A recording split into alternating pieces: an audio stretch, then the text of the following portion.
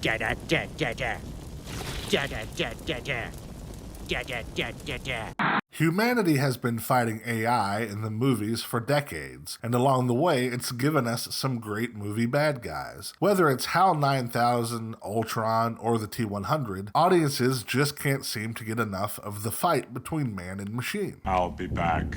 This time around, the newest attempt to warn humans about the inevitability of their destruction comes from director Gareth Edwards. After coming to terms with what he had to deal with at the hands of Disney, Edwards has decided to make his first new movie in 7 years, which features a wholly original script written by Edwards and promises to be the next great sci-fi classic. So, will the creator be hailed as one of the greatest sci-fi movies ever made, or will it be like the singing career of William Shatner and fail miserably? Let's find out. Rocket Man, burning out his fuse out here.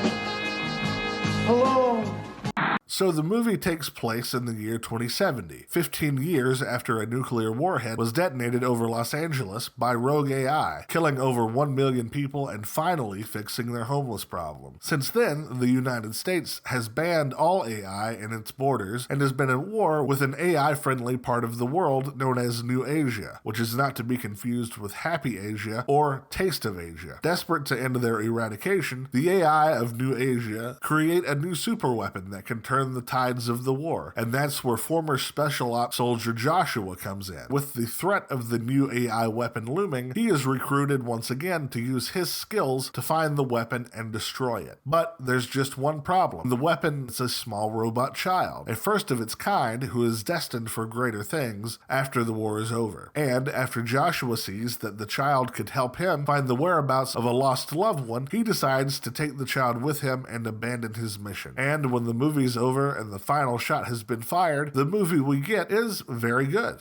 It's well known by now, and has been talked about by everyone that's done a review, that this movie was made for the modest budget of $80 million.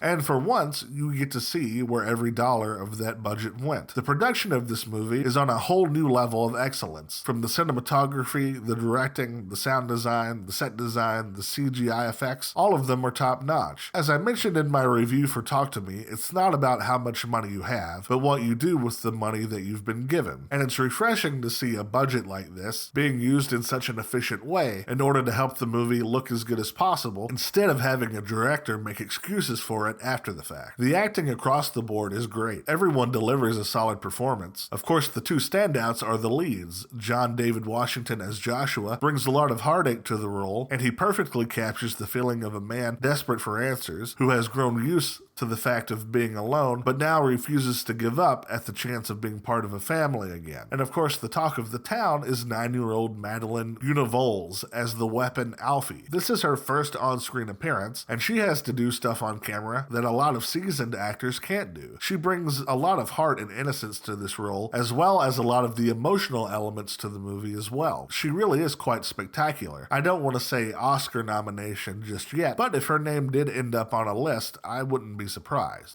All that said, the movie is not perfect. There are some issues, and it mostly comes from the editing. From what I've found, there is a larger director's cut of this movie, and I think it should be released, because there are several times in this movie where the scenes feel disjointed, and there are times where the emotional elements don't play out as long as they should have, which is unfortunate, because somewhere in this movie is a film that could have been called one of the greatest ever made. It's still very good, but these editing decisions really prevent it from reaching its full potential. I will also mention that while the script is completely original, there are times where it does feel like other movies, like Blade Runner, E.T., Avatar. There are even moments that reminded me of The Professional. That's not to say that this movie rips those other movies off, because it doesn't, but don't be surprised if the movie feels familiar in certain places. Overall, I highly recommend this movie. I think it's worthy of a full price. See it on the best screen that's available to you to make most out of the sound design and the special effects, and also support it so that studios can see that a very good movie can be made without massive budgets being thrown at it.